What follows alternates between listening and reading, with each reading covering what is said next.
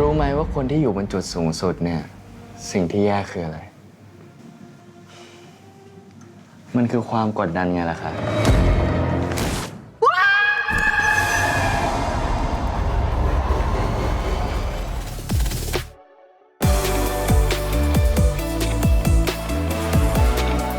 มีวันหนึ่งก็พี่ถาก็นัดคุยแล้วก็ถามว่าอยากทำรีเมคไหมพี่มีฮานายูริดังโงะ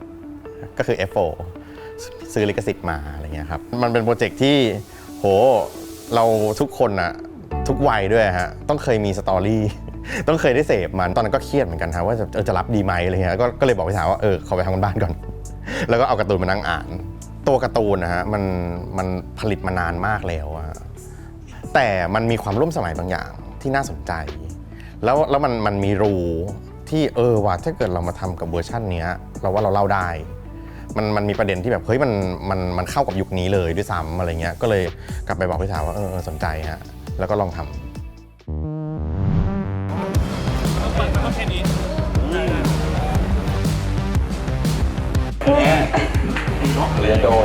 พอทำรีเมคเองแล้ว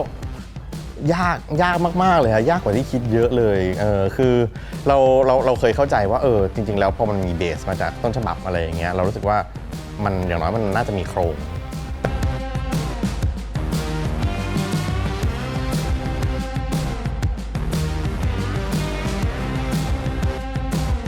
แต่ไปมาดีเทลมันยากมากเราต้องคอนเซิร์นหลายเรื่องมากทั้งในเรื่องที่ว่าเราจะเคารพต้นฉบับยังไงแล้วเราจะเติมสีสันอะไรยังไงเพื่อให้มันแบบรู้สึกพิเศษขึ้นมาแล้วแบบสดใหม่ขึ้นมาอีกอะไรเงี้ยฮะทำกันบ้านหลายมิติมากไปมาF4ไม่ใช่ซีรีส์โรแมนติกทั่วไปมันมีคอนเทนต์แล้วมันมีอเจนดาที่พูดในหลายๆประเด็นเลยทั้งเรื่องสังคมเรื่องการบูลลี่กันในโรงเรียนว่าแต่อีเรื่องใบแดงเนี่ยฉันได้ยินมากี่หนแล้วฉันยังไม่อยากจะเชื่อเลยเป็นเรื่องจริงอะและ F4 ที่เธอพูดถึงเนี่ยคนเดียวกับที่คนอื่นเขาพูดถึงด้วยหรือเปล่า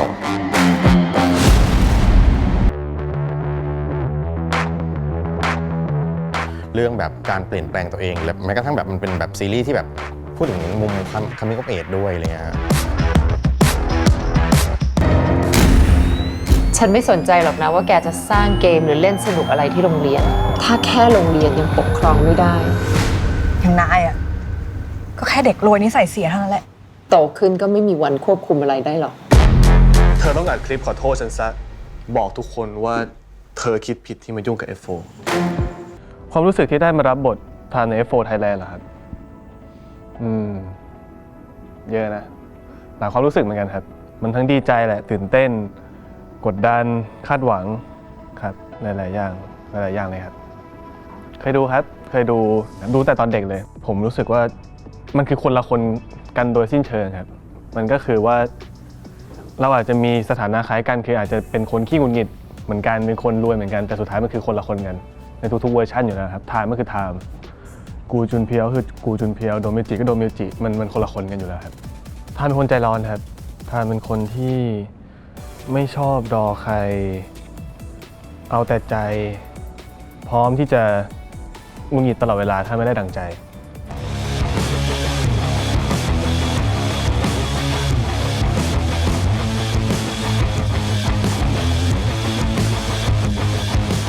จริงๆสิ่งที่ผมได้จากทานเยอะเลยน่าจะเป็นเรื่องบุคลิกภาพครับการเดินการนั่งการใส่สูทการทานอาหารอะไรเงี้ยครับซึ่งเป็นสิ่งที่ค่อนข้างไกลตัวผมเหมือนกันเพราะผมก็ไม่เคยได้มาใส่ใจในจุดตรงนี้ว่าแบบการ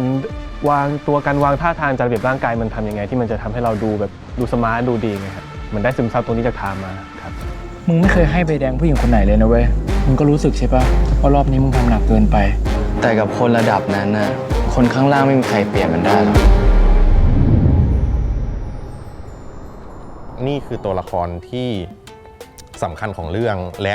มีเส้นทางที่ยาวไกลอะฮะมันมีตั้งแต่ EP 1ที่แบบแทบจะเป็นคนละคนเลยจนถึง EP สุดท้ายที่แบบเปลี่ยนกลายเป็นอีกคนหนึ่งพอนั่งถอดกับไบร์ทอะมีคน4คนอยู่ในนั้นอะไรเงี้ยมีไทม์ที่ร้ายมีไทม์ที่เป็นเด็กมีไทม์ที่เป็นคนที่แบบดีขึ้นแล้วก็มีไทม์ที่แบบโหคลั่งรักอะไรอย่างเงี้ยคือแบบแล้วเราต้องมานั่งเวทสัดส่วนกัน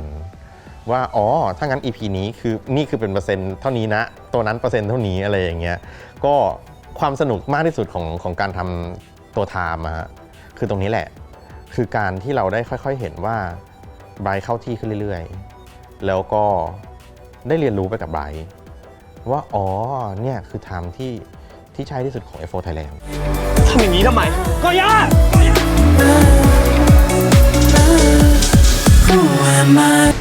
อย่างนายอ่ะ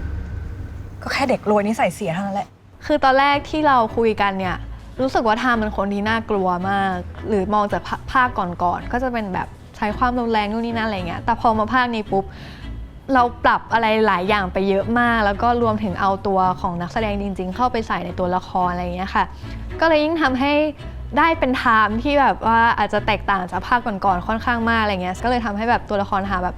น่าสนใจมากขึ้นแล้วก็ทำงานกับพี่ไบร์ทคือพี่ไบร์ทเป็นคนตั้งใจมากแบบมีสมาธิมากเวลาแบบคนอื่นหลุดอะไรเงี้ยพี่ไบร์ทจะเป็นคนเดียวที่แบบไม่หลุดแล้วก็จะหันมาดูแบบจริงจังแบบการทำงานมากค่ะแล้วก็พี่ไบร์ทเป็นคนทำการบ้านเยอะเหมือนกันค่ะก็เลยแบบว่าเวลาถ่ายด้วยกันก็ค่อนข้างจะแบบโฟลว์ไปได้เร็วอะไรเงี้ยโปรดมองเข้าไปที่ใจของฉันมองผ่านภาพลวงที่ใครคิดกัน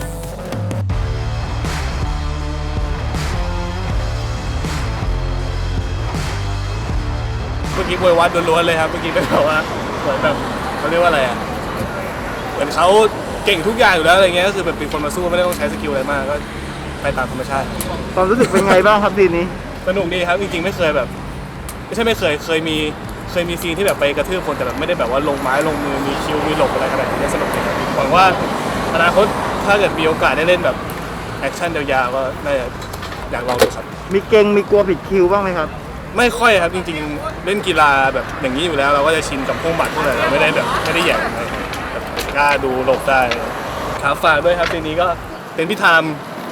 เรียกว่าไงเป็นพิธามแบบว่าร่างแบบว่าบ้าพลังเป็นร่างแบบเกเรเต็มที่อะไรเงี้ยก็ฝากทามในเวอร์ชันนี้ไว้ด้วยแต่จริงๆทามมีมุมน่ารักเยอะครับอย่าไปจำภาพนี